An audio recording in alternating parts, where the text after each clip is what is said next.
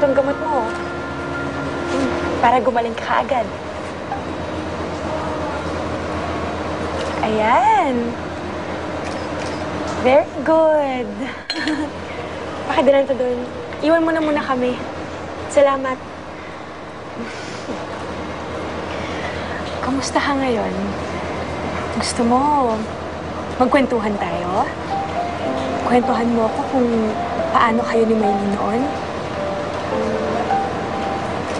Maylin? Anak ko, Maylin? Bait bata, Maylin. Mahal ko, Maylin.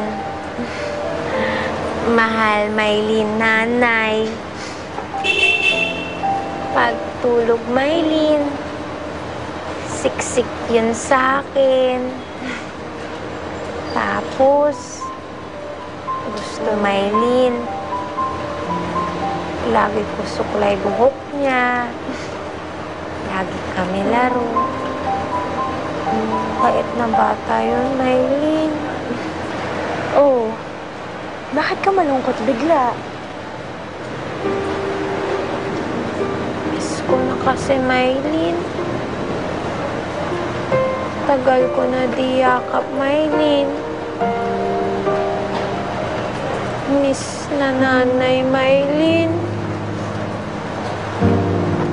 Wala na kasi, Maylin, eh.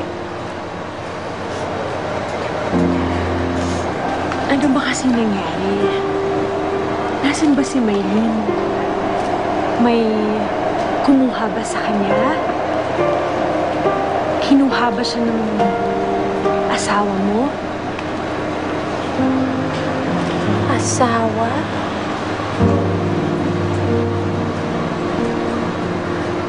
Asawa?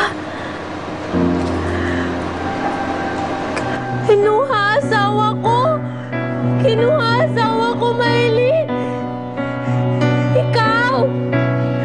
Ikaw kinuha mo asawa ko? Kuha niyo, Maylin!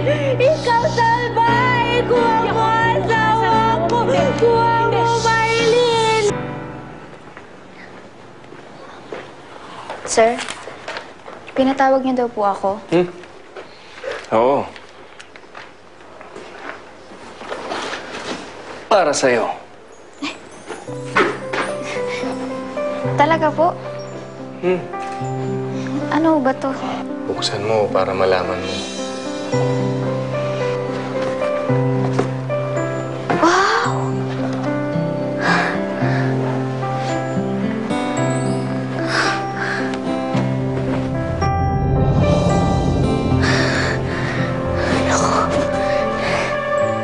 Ganda, no? Pinili ko talaga yan para sa'yo. Para magamit mo sa party ni Maylin.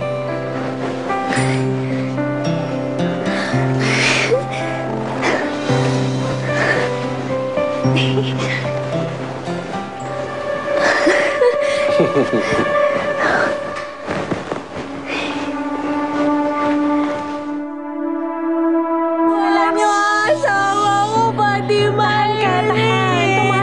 Kuha niyo, Maylin! Hindi mo ko kaaway. Hindi mo ko kaaway. Kuha niyo, Kaibigan mo ko.